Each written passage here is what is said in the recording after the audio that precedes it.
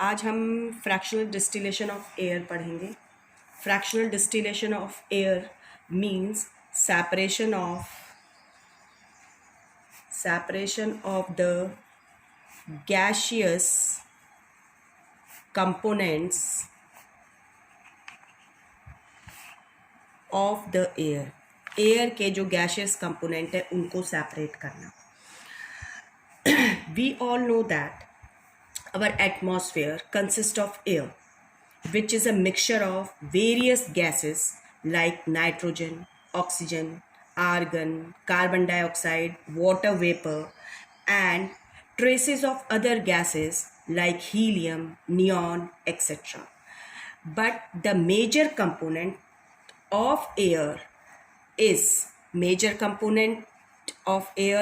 nitrogen, near about 78.1%. The second major component of air is oxygen, 20.9%, and the third major component of air is argon, that is near about 0.9%. All these gases are obtained from air on a large scale. हम ये सारे components जो हैं air से obtain करते हैं large scale पे, because air is the cheapest source of these gases, क्योंकि एयर सबसे चीपेस्ट सोर्स है। अब हमने क्या देखा, हमें ये सब पता है इतना। अब हम इन कंपोनेंट्स को कैसे ऑब्टेन करेंगे? By fractional distillation of air. Air हमारा जो होमोजीनियस मिक्सचर है, ठीक है, it can be separated into its component. हम उसको उसके कंपोनेंट्स में सेपरेट कर सकते हैं। कैसे? By fractional distillation of liquid air. By fractional distillation of liquid air. Now liquid air means, इसका मतलब ये है that the fractional distillation of air is done in liquid form. By fractional distillation of liquid air, इसका मतलब क्या है कि हम जो fractional distillation करेंगे एयर की, वो एयर की लिक्विड फॉर्म में होएगी। This means that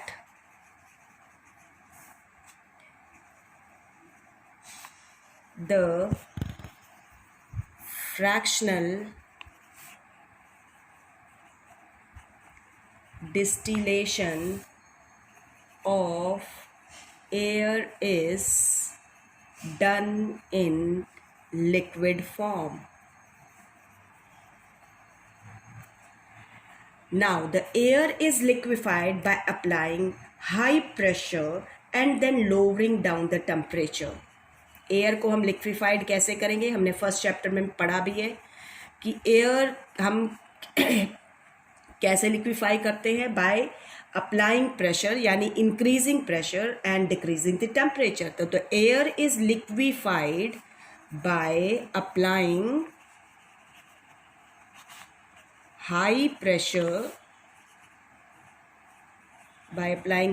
pressure and then lowering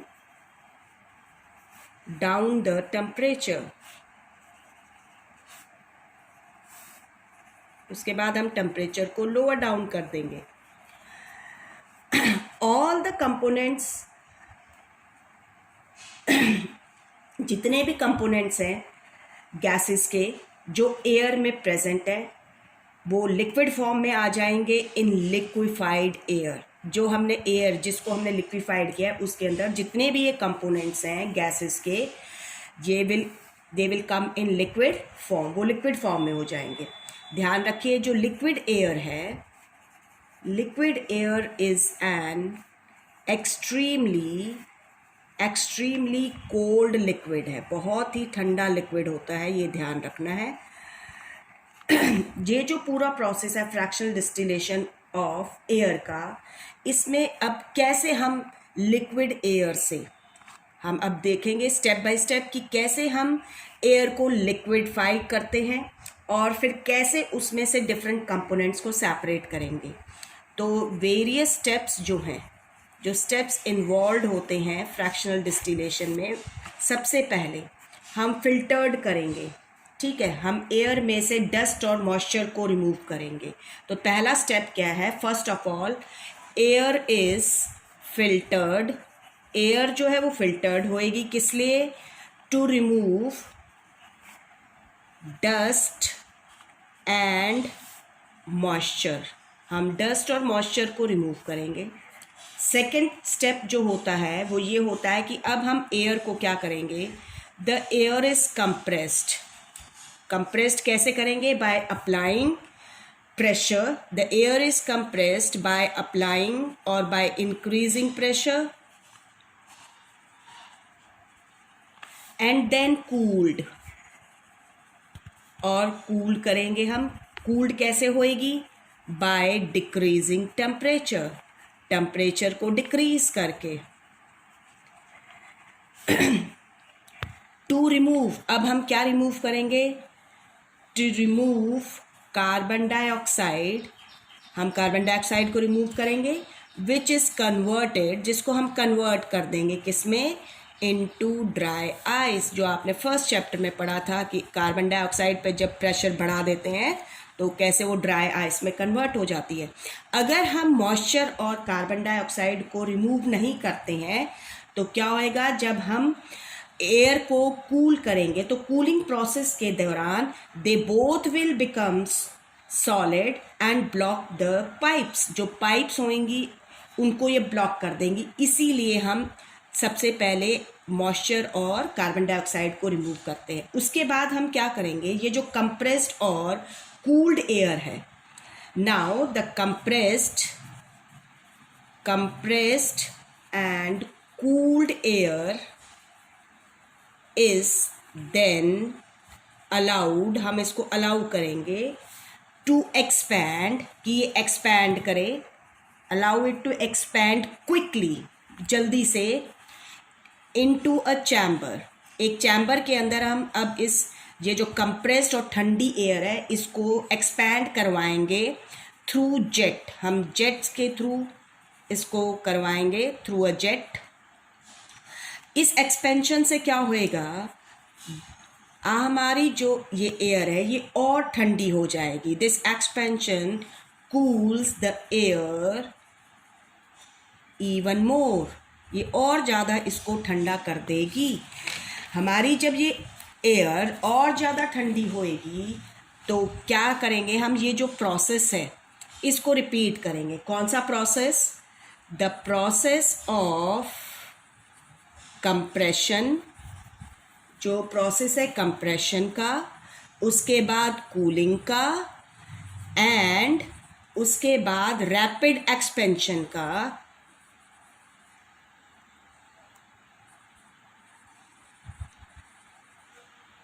of air का। ठीक है, is repeated again and again, is repeated again and again. बार बार ये करने से क्या होएगा? ये हम इससे हमारी जो एयर है वो और भी ठंडी हो जाएगी। Makes the air more and more cool, और अल्टीमेटली हमारी जो एयर है वो क्या हो जाएगी? लिक्विड फॉर्म में आ जाएगी। The air gets so cooled that it turns into a liquid, वो लिक्विड में टर्न हो जाएगी। नाउ अब हम इस लिक्विड को क्या करेंगे? जो एयर है, दिस लिक्विड एयर, अब इस लिक्विड एयर को हम जो हमारे फ्रैक्शनेटिंग कॉलम है उसमें पास करेंगे। Now this liquid air is now fed into a fractional distillation column from near its bottom, bottom में से हम उसमें डालेंगे, ठीक है, एंड लेफ्ट देयर, और उस एयर को वहीं छोड़ देंगे जो लिक्विड एयर है, and left there to be warmed, कि वो धीरे धीरे गर्म होए, वार्म्ड अप स्लोली, धीरे धीरे गर्म होए। ड्यूरिंग दिस, और इस दौरान क्या होएगा, ड्यूरिंग दिस वार्मिंग प्रोसेस। अब धीरे धीरे वार्मिंग प्रोसेस में, अब आप सभी को पता है कि फ्रैक्शनेटिंग कॉलम जो होता है उसके अंदर हम टॉप पर लोएस्ट टेम्परेचर मेंटेन रखते हैं, बॉटम में हाई टेम्परेचर होता है। तो अब वार्मिंग प्रोसेस में अब जो हमारी मेन 3 कंपोनेंट्स जो हम सेपरेट कर रहे हैं, नाइट्रोजन, ऑक्सीजन और आर्गन, तो वार्मिंग प्रोसेस के दौरान क्या होएगा, जो लिक्विड नाइट्रोजन है, क्योंकि लिक्विड एयर में हमारे सारे गैशियस कंपोनेंट्स जो हैं वो किस में आ गए हैं, लिक्विड स्टेट में आ गए, तो लिक्विड नाइट्रोजन जो है बॉयल्स फर्स्ट, ये सबसे पहले बॉयल होएगी, क्योंकि it has the lowest boiling point. Liquid nitrogen boil first, क्यों, because it has the lowest boiling point जो होता है -96 डिग्री सेल्सियस। तो नाइट्रोजन गैस जो होती है इट गेट कलेक्टेड, जो हमारी नाइट्रोजन गैस है पहले बॉयल हुई, तो ये gets collected in the top, हम इसको टॉप में कलेक्ट करेंगे, gets collected in the top part of the fractionating column. जो फ्रैक्शनेटिंग कॉलम है उसके टॉप पार्ट में हम इसको कलेक्ट करेंगे। नेक्स्ट जो है हमारी जो लिक्विड आर्गन है उसका कुछ थोड़ा सा स्लाइटली हायर बॉइलिंग पॉइंट होता है। लिक्विड आर्गन है slightly higher boiling point than liquid nitrogen. Liquid argon का बॉइलिंग पॉइंट होता है नियर अबाउट -186 डिग्री सेल्सियस। तो आपकी लिक्विड ऑर्गन जो है, लिक्विड आर्गन गैस जो लिक्विड आर्गन है आपकी, it will boil next to the liquid nitrogen. Liquid nitrogen के बाद अब हमारी लिक्विड आर्गन बॉयल होएगी एंड इट गेट्स कलेक्टेड, ये बीच में कलेक्ट हो जाएगी, bottom in the middle, it gets collected in the middle of the fractionating, जो मिडल है उस फ्रैक्शनेटिंग कॉलम के, उसमें हमें क्या मिलेगी, आर्गन गैस। अब ध्यान रखिएगा, जब टॉप में हम फ्रैक्शनेटिंग कॉलम में से कलेक्ट करेंगे तो liquid nitrogen we collected it in the form of nitrogen gaseous state में कलेक्ट करेंगे। उसके बाद हमारा, क्योंकि जो लिक्विड नाइट्रोजन है, सॉरी लिक्विड ऑक्सीजन है, इसका जो है वो बॉइलिंग पॉइंट हाईएस्ट होता है, दैट इज़ -183 डिग्री सेल्सियस। तो it will boils at last, सबसे आखिरी में ये बॉयल होएगी एंड गेट्स कलेक्टेड, और ये सबसे बॉटम में हम कलेक्ट करेंगे and gets collected at the bottom, और बॉटम में से हम इसको कलेक्ट करते हैं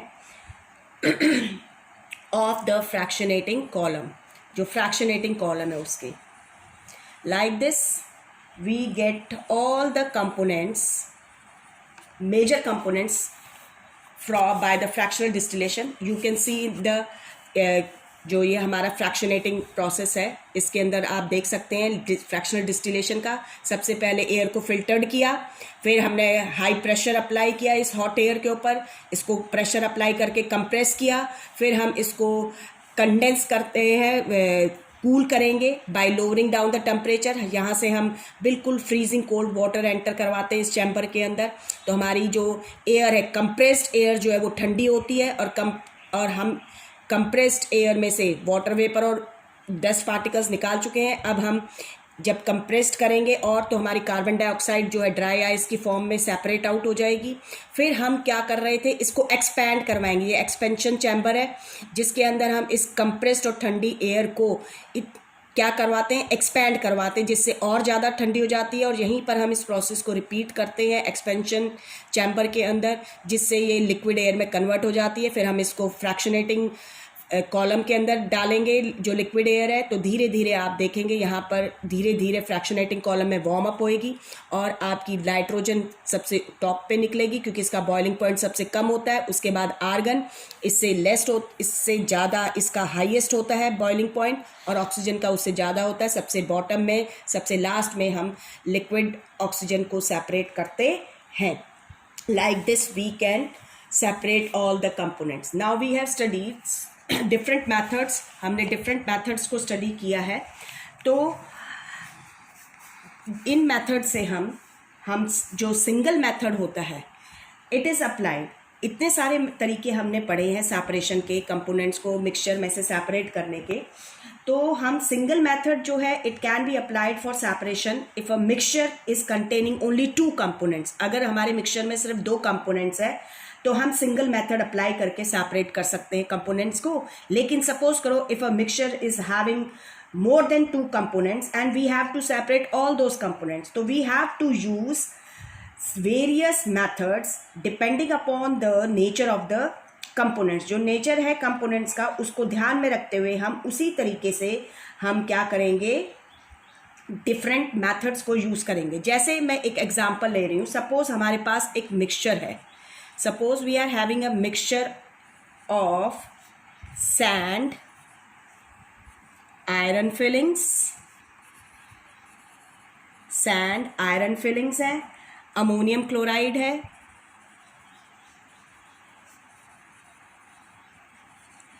और साथ में हमारे पास सोडियम क्लोराइड है। ये मिक्सचर है। तो यहाँ पर अभी इतने सारे कंपोनेंट्स हैं, तो वी यूज़ डिफरेंट मेथड और different techniques depending upon the nature. हम इनके नेचर, ये जो कंपोनेंट्स हैं इनके नेचर को देखते हुए हम डिफरेंट मेथड्स का यूज़ करेंगे। जैसे अब हम इन सब के बारे में जानते हैं, सैंड है, आयरन फिलिंग्स है, अमोनियम क्लोराइड है, सोडियम क्लोराइड है। तो सबसे पहले जैसे ही आयरन फिलिंग्स देखेंगे तो हम सबसे पहले जो स्टेप यूज़ करेंगे दैट इज़ मैग्नेटिक सेपरेशन। हम क्या करेंगे, मैग्नेटिक सेपरेशन मेथड का यूज़ करेंगे। हम मैग्नेट लेंगे, मिक्सचर में घुमाएंगे आपकी आयरन फिलिंग्स, क्योंकि हमें पता है कि आयरन फिलिंग्स जो होती हैं they are magnetic substances, so they will get attracted to the magnet. Magnet में अट्रैक्ट हो जाएंगे और हम तब तक मैग्नेट को घुमाएंगे जब तक सारी आयरन फिलिंग्स अलग नहीं हो जाती हैं। अब हमारे पास जो मिक्सचर बचा है, it is having sand, ammonium chloride and sodium chloride. अब हमें ये पता है कि हम इस मिक्सचर को देखें तो हमें ये पता है कि अमोनियम क्लोराइड जो है, इट इज़ अ सब्लाइमेबल सब्सटेंस। ये एक सब्लाइमेबल सॉलिड है विच directly converts into gaseous state. तो हम अब इस मिक्सचर को क्या करेंगे, हीट करेंगे। तो हम सब्लिमेशन टेक्निक का यूज़ कर रहे हैं, तो हम सब्लिमेशन मेथड का यूज़ कर रहे हैं। तो जब हम इस मिक्सचर को हीट करेंगे तो क्या होएगा, डायरेक्टली हीटिंग करने से इसके अंदर से सिर्फ अमोनियम क्लोराइड्स की वेपर्स बनेंगी, हम उसको बाहर निकाल लेंगे। प्रोसेस आपको पता ही है सब्लिमेशन में कैसे निकालते हैं। सब्लिमेशन के बाद आप देखेंगे हमारा अमोनियम क्लोराइड भी सेपरेट हो गया। अब हमारे पास सिर्फ क्या बचा है मिक्सचर में, सैंड एंड सोडियम क्लोराइड। अब सैंड और सोडियम क्लोराइड, अब हम इस मिक्सचर को क्या करेंगे, we dissolve it in water. हम वाटर में डिजॉल्व करेंगे। वाटर में डिजॉल्व करेंगे तो हमें पता है कि sand will not dissolve but sodium chloride will get dissolve. तो हम उस फिल्ट्रेशन मेथड यूज़ करेंगे। अब हम फिल्ट्रेशन मेथड यूज़ करेंगे तो क्या होएगा, क्योंकि वाटर के अंदर सोडियम क्लोराइड तो डिजॉल्व हो गया है, जैसे ही फिल्टर आउट करेंगे तो फिल्टर पेपर के ऊपर हमारे पास रेसिड्यू जो बचेगा दैट विल बी सैंड। वो सैंड होएगी और फिल्ट्रेट जो हमें मिलेगा that will be salt solution. क्या होएगा हमारे पास, अब सिर्फ सॉल्ट सोल्यूशन बच गया है। सॉल्ट सोल्यूशन को हम क्या कर सकते हैं, बाय इवोपरेशन मेथड। हम इवोपरेशन से क्या करेंगे, हम इस सोल्यूशन को हीट अप करेंगे टू ड्राइनेस तक हीट करेंगे। जो इसमें वाटर प्रेजेंट है इट विल गेट इवोपरेटेड, वो इवोपरेट हो जाएगा और जो चाइना डिश होएगी उसके अंदर सिर्फ क्या बचेगा, जो सॉल्ट मीन्स जो हम सोडियम क्लोराइड ले रहे हैं, it is a common salt you can say. Like this we can use the different techniques. हम डिफरेंट टेक्निक्स को, इवोपरेशन टेक्निक, तो हमने यहाँ क्या देखा कि हम डिफरेंट टेक्निक्स से कैसे डिफरेंट कंपोनेंट्स को तो सेपरेट कर सकते हैं। तो इट डिपेंड्स कि हमारा मिक्सचर किस तरह का है, उसमें सिर्फ 2 ही कंपोनेंट्स हैं या 2 से ज़्यादा कंपोनेंट्स हैं। Now we will talk about the water works. अब हम वाटर वर्क्स की बात करते हैं। वाटर वर्क्स आप सभी को पता है in cities drinking water is supplied from water works. हमारे शहरों में जो पानी आता है पीने का वो वाटर वर्क्स से आता है. एंड वाटर वर्क्स जो होते हैं इसके अंदर जो सोर्स होता है वाटर सप्लाई का वो या तो रिवर होती हैं या लेक्स होते हैं या पॉन्ड्स होते हैं जिन्हें हम रिजर्वॉयर कहते हैं. ये जो नेचुरल सोर्सेज हैं जिनसे वाटर हमारे वाटर वर्क्स में आता है, it contains impurities in it. ये इम्प्योर वाटर होता है विच कंटेन्स, जिसके अंदर क्या प्रेजेंट होता है, soluble and insoluble impurities present होती हैं. तो इसलिए ज़रूरी हो जाता है कि इस वाटर को घरों में पहुंचाने से पहले साफ़ किया जाए, प्योर किया जाए and remove the impurities, suspended impurities as well as germs which are present in it. So the water is treated on a large scale in water treatment plants which are present in water works. तो water works में क्या होता है, water is treated on a large scale in water treatment plants. जो water treatment plants है उसके अंदर treat किया जाता है, यानी कि प्यूरिफाई किया जाता है और जो भी इम्प्योरिटीज हैं, जर्म्स हैं, उनको रिमूव किया जाता है. अब इसके अंदर जो वाटर वर्क सिस्टम है it has the following division. इसके ये डिवीजन है, आप ये बुक में अपना डायग्राम देख सकते हैं. ये रिजर्वॉयर है. रिजर्वॉयर यानी जहाँ से वो रिजर्वॉयर एक लेक भी हो सकती है, पॉन्ड भी, रिवर भी हो सकता है, जहाँ से हमारे वाटर वर्क्स में पानी आता है. तो सबसे पहले वाटर जो होता है it is allowed to stand in a big tank. एक बड़ा सा टैंक होते हैं, बड़े बड़े टैंक्स होते हैं, आपने देखा होगा. जैसे चिड़ियाघर रोड के पास आप जाके देख सकते हैं कि वहाँ पर कितने बड़े बड़े वाटर टैंक्स हैं. तो वहाँ पर हम वाटर को अलाउ करते हैं. तो water is allowed to stand in big tanks where, जहाँ पर क्या होता है, जो हैवियर सस्पेंडेड इम्प्योरिटीज़ होती है वो सेटल डाउन हो जाती हैं, नीचे बैठ जाती हैं. तो ये जो इम्प्योरिटीज़ होती हैं हैवियर सस्पेंडेड, इनको हम सेडिमेंट्स कहते हैं. तो इसीलिए इसको हम सेडिमेंटेशन टैंक कहते हैं. तो यहाँ पर सेडिमेंट्स सेटल डाउन हो जाते हैं. Then the water which is present above this sediment, these sediments is passed to the another tank. हम इसको दूसरे टैंक में ट्रांसफ़र करते हैं जिसको हम लोडिंग टैंक कहते हैं. हमने जो वाटर पास किया है it still contains some very fine insoluble impurities which remain suspended in the water. जो वाटर में सस्पेंडेड रहती हैं, बहुत ही एक तरीके से कोलाइडल इम्प्योरिटीज़ हम जिन्हें कह सकते हैं. तो in this tank is called loading tank. इसको हम लोडिंग टैंक कहते हैं. और लोडिंग टैंक के अंदर we increase the rate of sedimentation. हम जो रेट ऑफ सेडिमेंटेशन है उसको इंक्रीज करते हैं. And how it is increased, by adding, हम इसमें ऐड करते हैं एलम को, जिसे हमने पढ़ाया था, क्या कहते हैं इसे, फिटकरी भी कहते हैं. तो alum is added. Alum add करने से क्या होता है, it will make the fine suspended insoluble impurities heavier and make the sedimentation rate faster. जो सेडिमेंटेशन रेट है उसको बढ़ा देगा. तो हमारी जो कोलाइडल इम्प्योरिटीज़ हैं वो जल्दी से सेटल डाउन हो जाती हैं. Now we pass the water from which the colloidal impurities have been removed into another tank which is called filtration tank, जिसको हम filtration tank कहते हैं. अब इसमें पास करते हैं. Now this tank has 3 layered filter system. इसमें 3 layers है फिल्टर सिस्टम की. सबसे ऊपर आप देख रहे हैं फाइन सैंड होता है. उसके बाद हम जो लेयर लेते हैं मिडल में वो कोरस सैंड लेयर भी हो सकती है या ग्रेवल की भी हो सकती है जैसे इसमें है. और हम लास्ट में ग्रेवल भी रख सकते हैं या कोरस ग्रेवल भी रख सकते हैं. तो ये जो 3 लेयर्स हैं ये लेयर एक फ़िल्टर का काम करती हैं. और जब वाटर इसमें से पास होता है तो जितनी भी अब डिज़ोल्व्ड इम्प्योरिटीज़, इससे पहले इम्प्योरिटीज़ थी जो इनसॉल्युबल थी, वो डिज़ोल्व नहीं हुई थी, वो रिमूव हो चुकी थी. अब जितनी भी डिज़ोल्व्ड इम्प्योरिटीज़ वाटर में प्रेजेंट है वो सारी की सारी इस 3 लेयर्स फ़िल्टर जो ये है फ़िल्टर की तरह एक्ट कर रही हैं, जो 3 लेयर्स, इससे रिमूव हो जाता है. And pure water is get collected to or send to the another tank. जो इसके ऊपर जो प्योर वाटर है हम उसको फिर दूसरे टैंक में भेजते हैं which is called chlorination tank. इस टैंक के अंदर हम क्या करते हैं, we kill the germs like bacteria which are present in the water.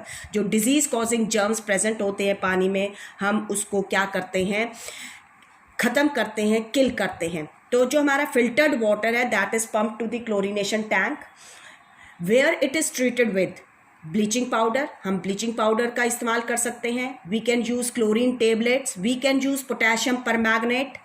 हम जर्म्स को ख़त्म करने के लिए इनका इस्तेमाल करते हैं। And now the pure water is free from microbes. अब ये जो प्योर वाटर है ये जर्म्स से भी फ्री हो चुका है and that is supplied to the household purposes. और उसके बाद हम इनको घरों के लिए सप्लाई करते हैं। तो water is supplied for household purposes through the network of pipes. जो नेटवर्क है पाइप्स का उनके थ्रू घरों तक पहुंचाया जाता है। तो this is all about your water works and this is all about what we have studied in chapter 2। तो हमने चैप्टर 2 के अंदर बेटा जो पढ़ा है वो एक बार I am telling you again, हमने पढ़ा फिज़िकल और केमिकल चेंजेस के बारे में। इसके बाद हमने ये पढ़ा था कि हमारा जो सेकंड हमारा टॉपिक था कि हमने देखा कि हमारा जो मैटर है वो दो तरह का होता है, लिविंग एंड नॉन लिविंग। और इस चैप्टर के अंदर हमने नॉन लिविंग मैटर को स्टडी किया। हमने देखा कि नॉन लिविंग मैटर जो होता है वो प्योर भी है और इम्प्योर भी है। प्योर के अंदर हमने एलिमेंट्स कंपाउंड डील किए और इम्प्योर में हमने मिक्सचर्स को स्टडी किया। हमने एलिमेंट्स में मेटल्स, नॉन मेटल्स, मेटलॉइड्स को पढ़ा। कंपाउंड्स में हमने इनऑर्गेनिक और ऑर्गेनिक कंपाउंड्स पढ़े। इम्प्योर के अंदर मिक्सचर्स के अंदर हमने होमोजीनियस मिक्सचर में सॉल्यूशंस को पढ़ा जिसे ट्रू सॉल्यूशंस कहते हैं। हेट्रोजीनियस मिक्सचर्स के अंदर हमने कोलाइडल्स और सस्पेंशन को पढ़ा। हमने कोलाइडल्स की टाइप्स भी पढ़ी। उसके बाद हमने डिफरेंट methods देखे, how we can separate, how we can use these method to separate the components of a mixture। हम मिक्सचर के components को कैसे separate कर सकते हैं उसके लिए हमने different techniques के बारे में पढ़ा। तो this is all about your chapter 2 which is matter around us pure।